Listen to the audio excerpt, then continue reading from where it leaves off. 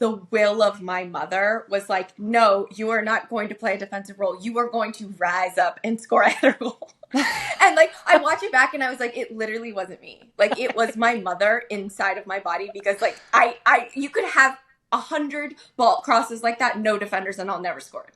Like, I'll never score it.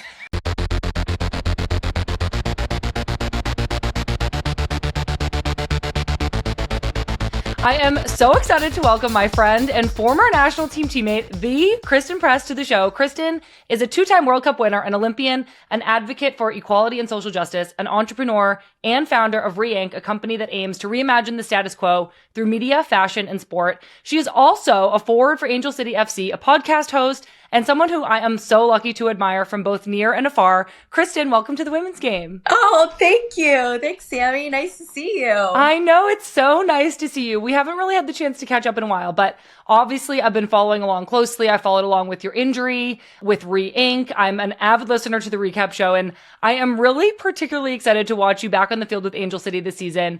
You've been so busy. You've experienced so much, which we're about to get into, but I do wonder how you balance it all. Can you give us some insight into what's on your mind lately and what you're doing to balance all of the responsibilities that you have? Yeah, I mean, I think there was a time in my life that I thought like I was busy and that made me important. And then we like all got hit with this reality that being busy is like not cool at all. And like the job is to like not be busy. And that is like all I try to do. How I'm trying to balance everything is by creating the maximum amount of space in my day where I have no plans, where I have no responsibilities, and I have nothing to do. And when I have a day, a week, whatever it is, where I have lots of space, that is a good week. So that's why I have taken on this alter ego called Farmer's Market Christen. Oh my gosh.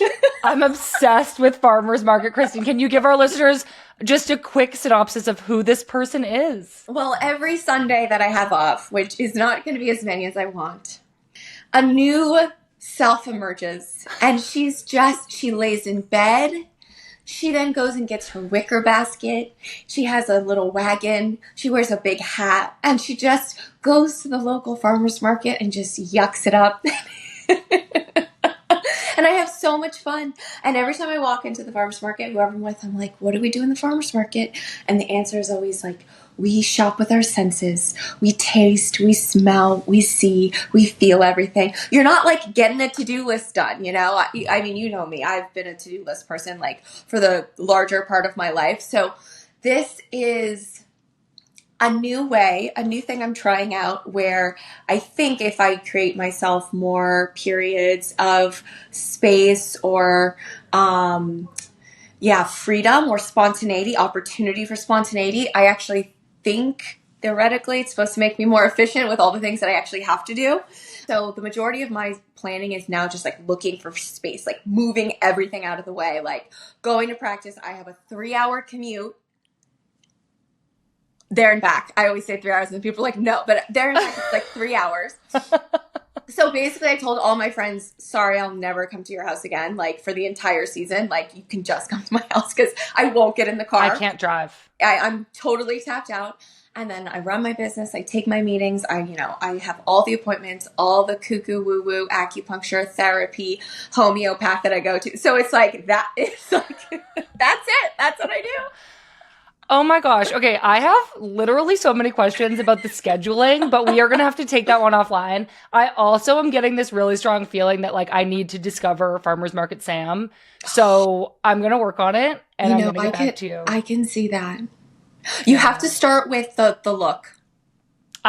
Naturally. Yeah, you got to start with the look. Like, are you an overalls girl? Like, are you going to be wearing your flip-flops, a sun hat? Like, it's all about the look.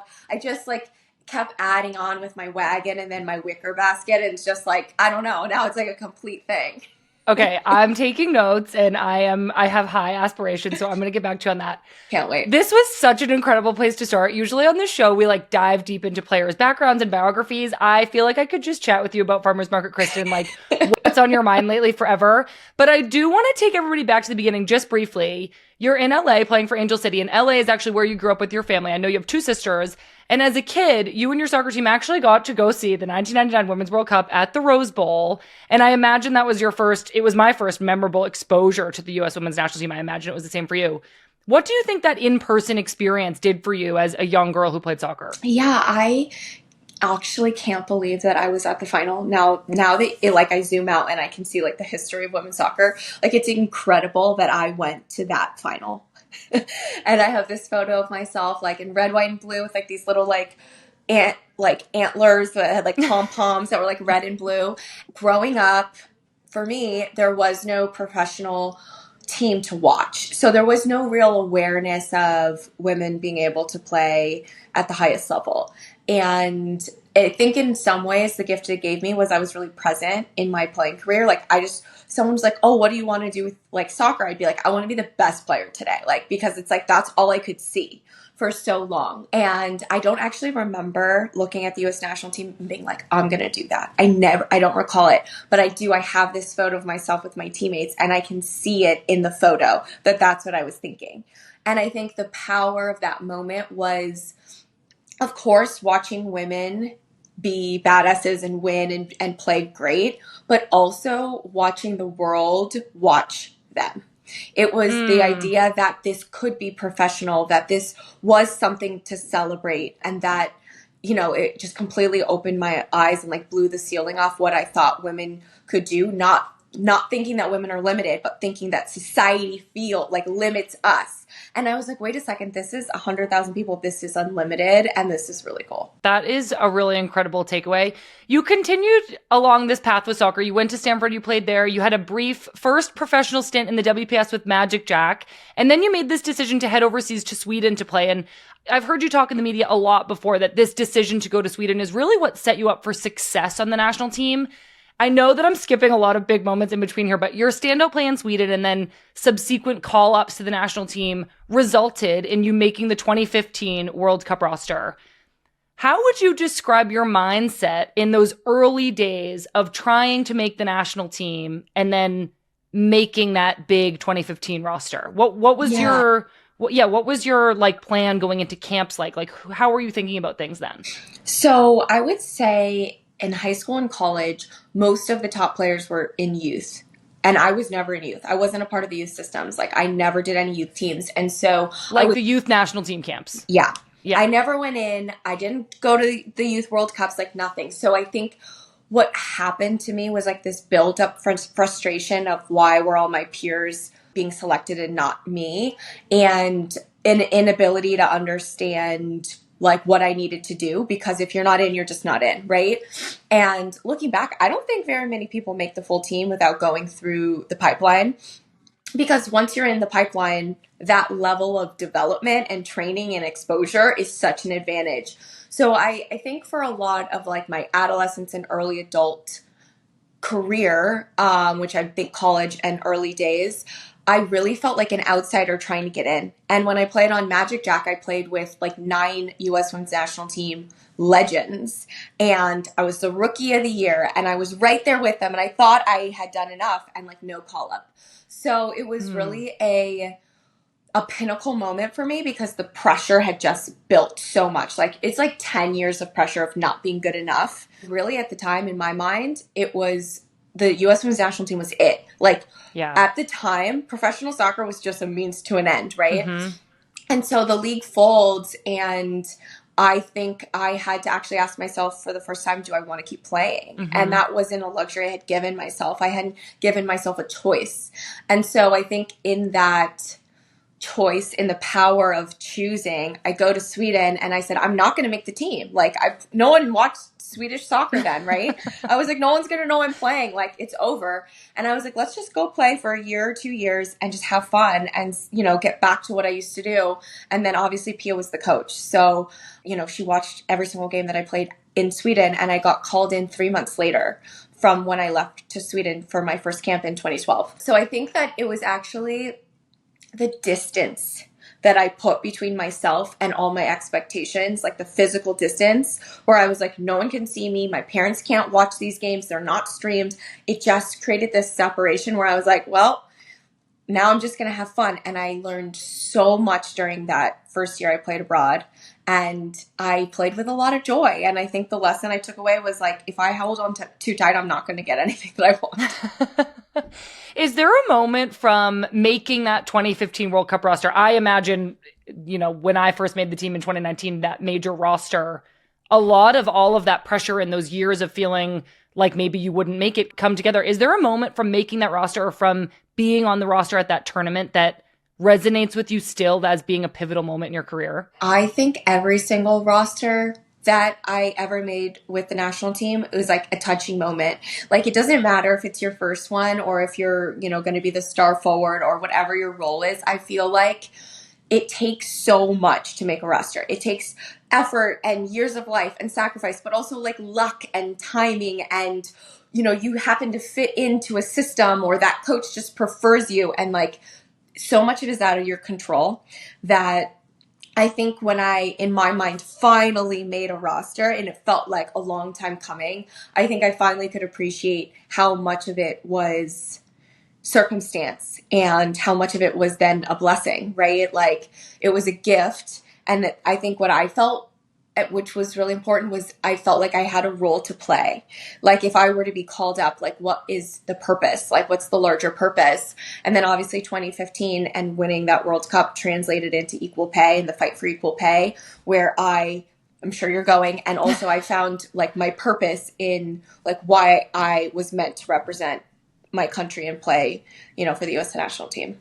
Yeah, we are going there, which I'm really excited to get to. Before we get there, I want to move after that 2015 World Cup. You jumped right into preparation for the 2016 Olympics.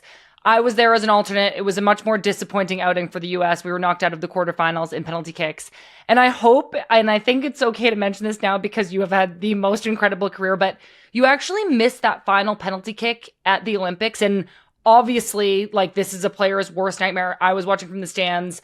I remember being around the team after the game and really wondering, I think because I respect your mindset so much, Press, that I'm wondering what you took away from that moment. Did you internalize missing, or were you able to rationalize that it wasn't your fault? It was horrible. It was definitely horrible. But you want to know why? It was so horrible because I think at that point in the tournament, I had lost so much confidence. And I'm pretty sure Pina was coming back from her ACL and got subbed in ahead of me. And then I was her second sub. And I felt like I was so small in that moment when I went to take that penalty. But like, I also have learned about myself that like, I don't like taking penalties.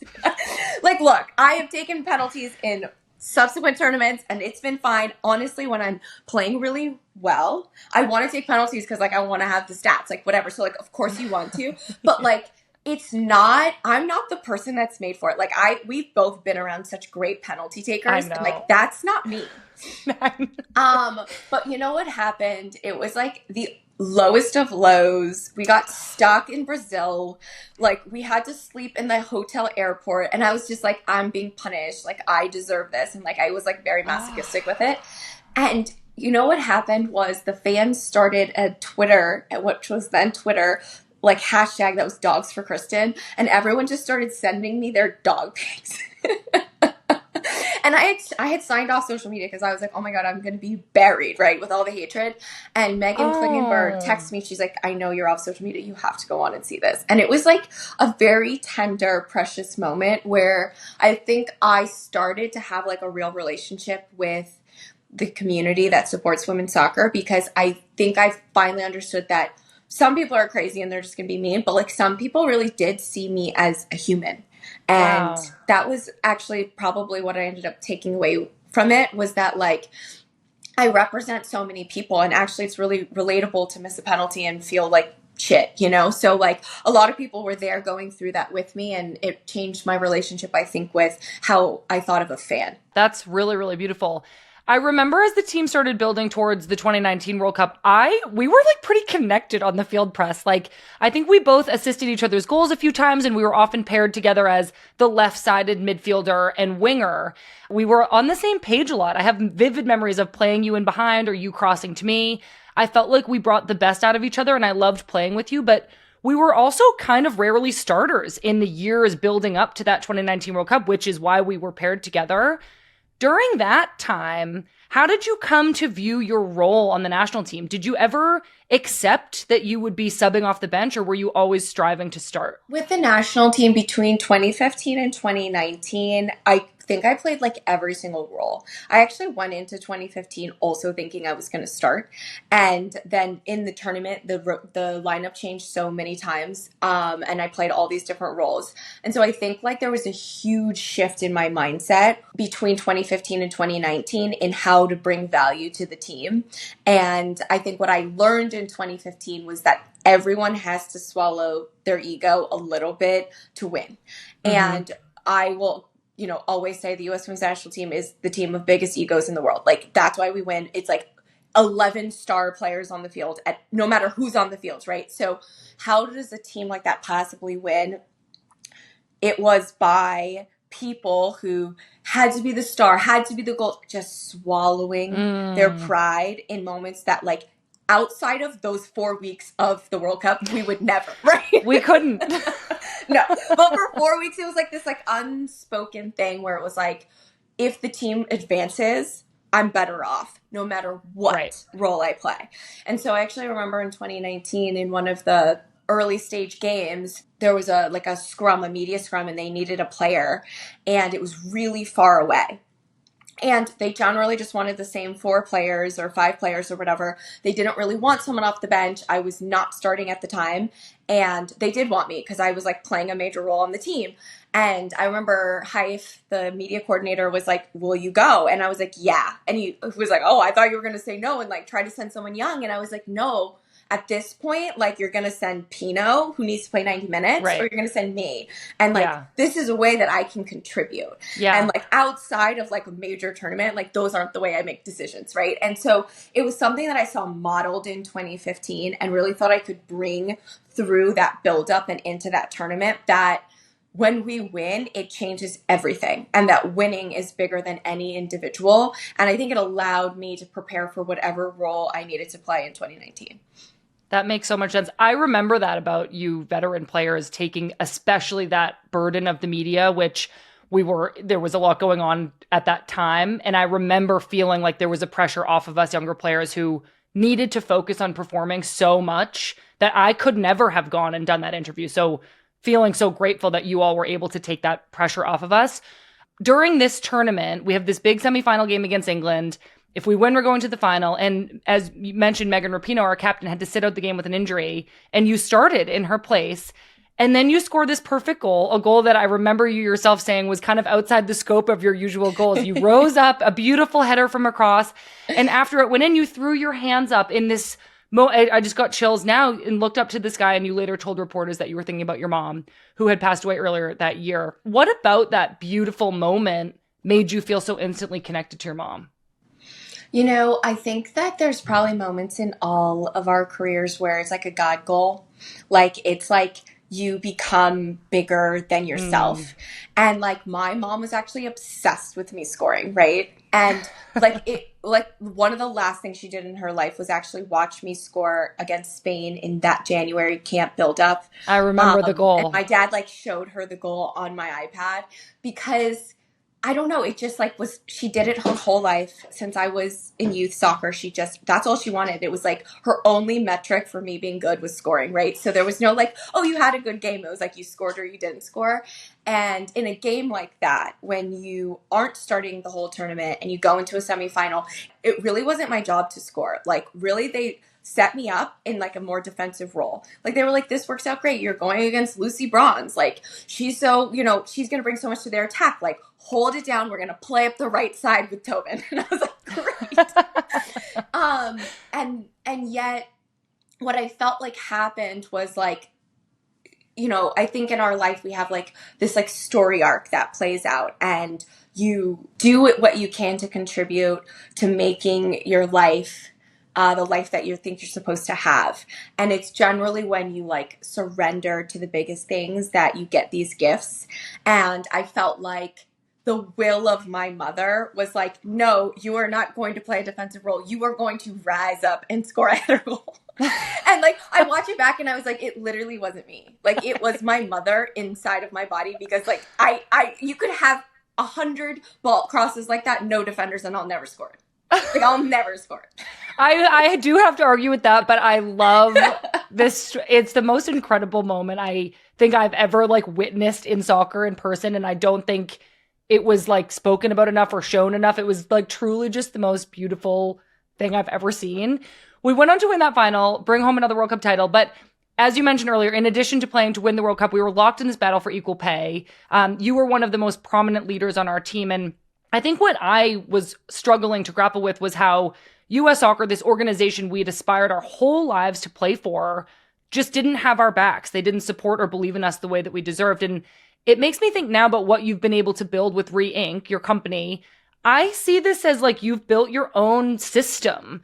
And I think my question is, do you see Re-Inc. as the organization that allows you to make your own rules, embody your values, and be the system that has your back? It's like your resource and support in the way that we all wish US Soccer and even the NWSL at times would have had our backs. Yeah, actually, I've never had anyone describe it that way, and that's exactly what it is. Oh my So God. thank you. You did that great. I'm going to start saying that. I think the inspiration for Re was absolutely our pay equity lawsuit, right? Like it was this idea of like someone saying to us constantly, well, the market realities are such that we just can't pay you. We just can't. You're just not worth it. And us as a group having to say, yes, we are. We are worth it. We are worth it. And it's like became a mantra. And that mantra is so powerful. It's powerful on the field, but it's powerful off the field. And it became something that millions of people, men and women across the world, really resonated with this idea of how could this group of women against all odds continue to believe in themselves and keep winning. Like it's actually insane. Like looking back, like I don't even think we fully appreciate how insane it was that all the things that happened to us, and in the face of it we just like kept winning, and it's really beautiful. And I think it inspired me to try to build a structure where things were the way that I know that they can be. And when you are intentional about diversity and perspectives, when you are, cultivating a culture of abundance, the outcome's going to be different. And that's what we try to do with Ray, with who we hire, with the stories that we tell on the podcast, with the intentionality that we put into our clothes, with the community that we've built of people who not only look to us for that inspiration and aspiration, but to each other and are learning the tools and getting the resources that they need to become independent and fight their own battles. And when I think about equal pay, I always think about looking up in the stands when we were in that fight and when people were screaming equal pay instead of USA. And I think about this young entrepreneur, a woman who's just entered the workforce. I don't know her, I'm making her up. But she's like, I have value. Like I could be good at this. And being able to see her own value reflected in us believing in our own value. And in particular, that game where we came out and we warmed up with our shirts inside out, it's like that type of rebellion that actually it's not fighting against, it's fighting for. I think that was really the precipice for everything that we're trying to do at RE, and really build an infrastructure that can be a part of the rising tide for all boats. So if you increase the value of media rights, if you play the game around the game and are creating the services and products that the fans need, teams are going to be worth more. Players are going to get paid more. Like all the pieces can go up together. And, I'm really proud to have a platform that allows me to contribute to women's soccer in this way and women's sports at large. That was an incredible answer. I do just want to touch on Angel City really, really quickly. Obviously, you're from LA.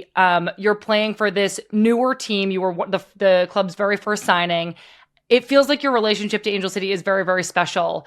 We spoke recently with Allie Riley, another LA native who has been so emotional about this women's soccer return to LA. And I want to know what it means to you to play in your home city. And if there's a moment you remember sharing with your friends and family, oh, I get to live and play here in LA as a professional. Yeah, I mean, honestly, it felt like a dream that I didn't even know I had that came true because there was no team in LA. So it was just out of my mind.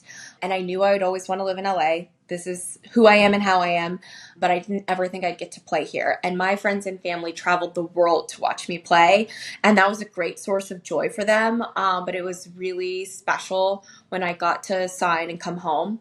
And I remember we were going to the 2020 Olympics, and I was at my little sister's wedding right before we went into a camp preparing. And I told my dad that I was signed for LA, and it was 7 months before the team even was in existence. And he just said, okay. And then like didn't say anything. And I was like, oh my gosh, like I can't believe this. I thought I was going to get a hug. I thought I was going to get, and I walked away, and later his friend came up to me and he said, after you walked away, your dad burst into tears. Oh. And I was like, oh, because my dad's like kind of ya. like a marshmallow, you know? So I was like, I was expecting something, and he just Yeah. held it all in. Oh, that's so amazing. Well, I hope that it is all that you did or didn't dream that it would be. I'm really happy for you that you get to be there with your family. I have so many more questions for you, but I know we have to let you go. So I do just want to say thank you so much for being here. You are one of the people that I learned the most from in my career. And I feel like that continues to be true as we both are kind of still around the game. I'm in this new way. I love watching your show. So I really admire you so much. And I'm a huge fan of all that you do. So this has been really fun, and I'm grateful for your time. Sam, you're crushing. You're doing such a great job. Keep Thanks, it up. Press. See Thank you so soon. much. Okay, yeah. Hopefully see you soon. Thank you all so much for listening. I could have talked to Christen for hours, and I'm so grateful for her time coming on our show. Make sure you check out her podcast if you haven't yet. The Recap Show is available wherever you get your podcasts and on YouTube. Next week on our podcast, in honor of the Champions League quarterfinals starting on the 18th, we have Arsenal's Jenna Neiswanger. Jenna has had such a roller coaster couple of years, so I am so pumped to get to chat with her about why she decided to make this move to Arsenal. Be sure to tune in to Good Vibes on Tuesday and then Friendlies with Jenna on Thursday. Also, if you missed the NWSL preview episode of Sammy Banana Phone that we dropped yesterday, give that a listen before the games start this weekend. It is truly a hoot. With the NWSL season starting and European soccer reaching crunch time in their season, now is a great time to make sure you're subscribed to our newsletter, which delivers global women's soccer news straight to your inbox. We'll include a link in the show description. Thank you all so much for being here, and we'll see you soon.